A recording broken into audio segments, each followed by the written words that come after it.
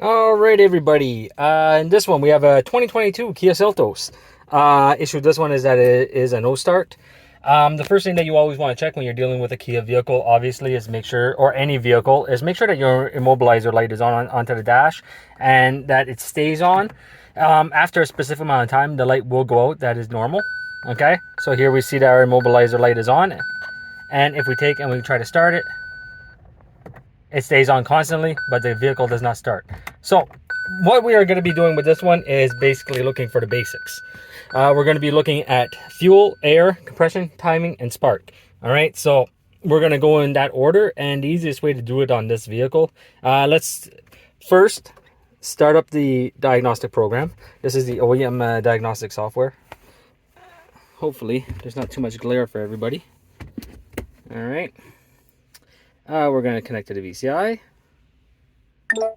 Perfect. From there, what we're going to do is go on to data analysis. We're going to go into engine.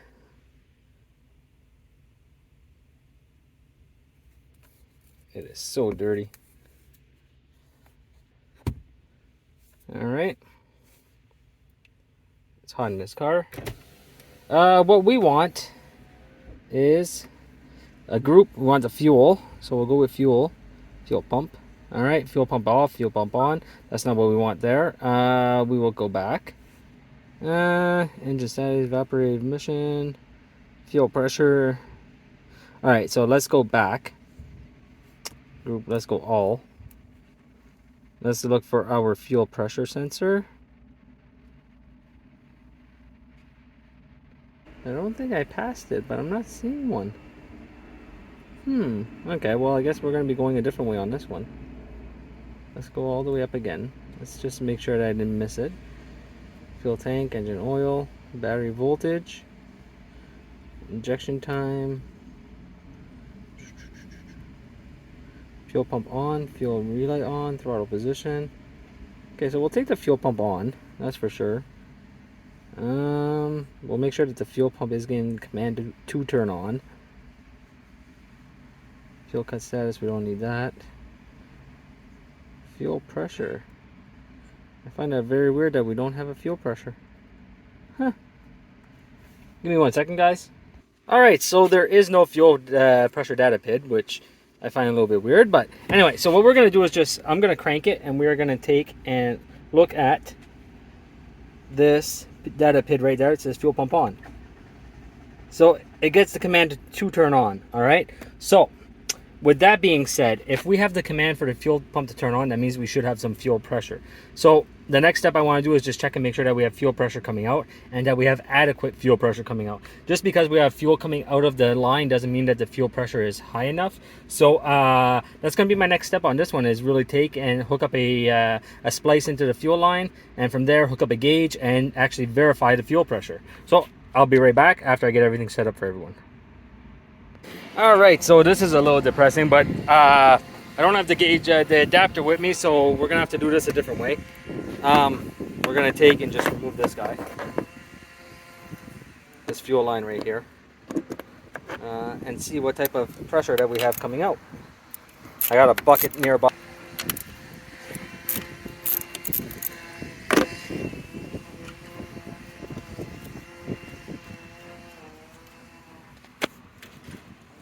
Should have maybe did a fault scan first, but anyway, it's not starting, so there's only certain things that can make a vehicle not start. I'll take this guy off. That didn't seem too good. It didn't seem like if there was any pressure in that.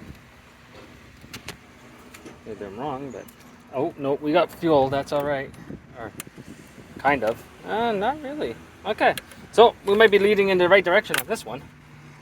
Alright, so we'll take this, we'll put him in here, like this.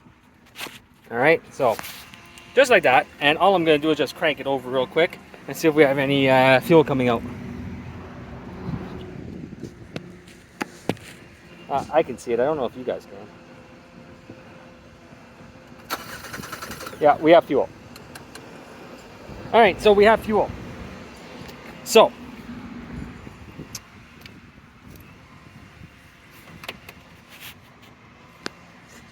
That's quite a bit amount just for a little bit of time on. So I am good with that. We're gonna stick him back on. I don't think that we're having a fuel issue.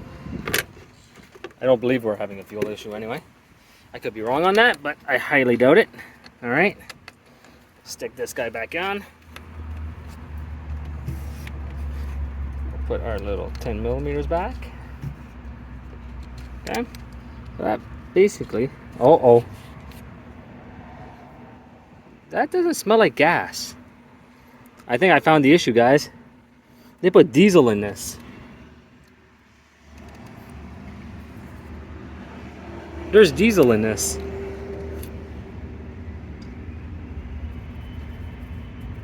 Yeah. That smells like diesel.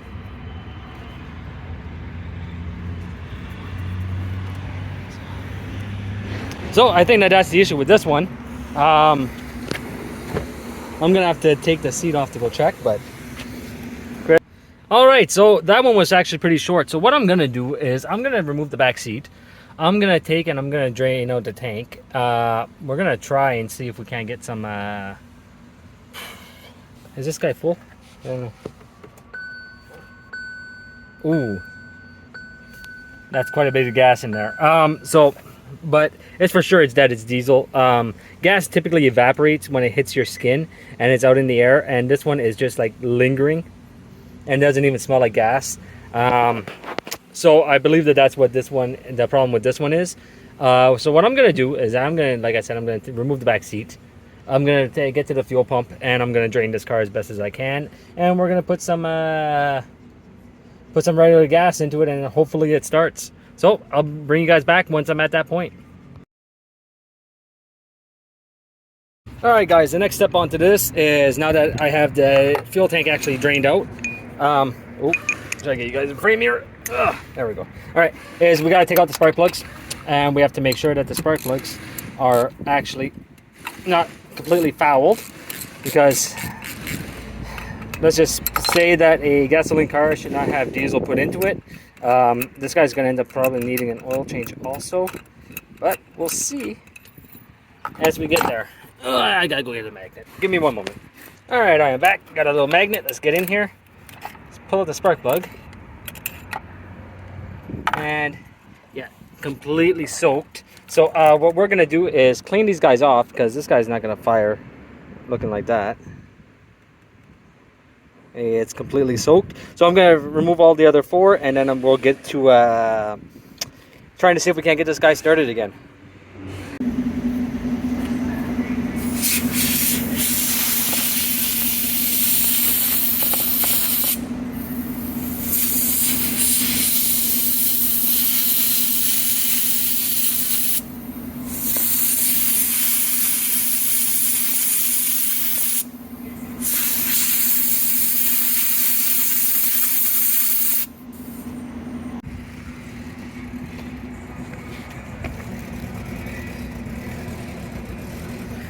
So that was a conclusive diagnostics onto this vehicle. For sure it's gonna run like crap right now, but it should eventually start to run smoother. So we're just gonna let it be and let it idle itself out if you want. It's for sure that it's gonna be burning diesel for a little bit. I only put, what, not even a quarter of a tank of gas into it. All right.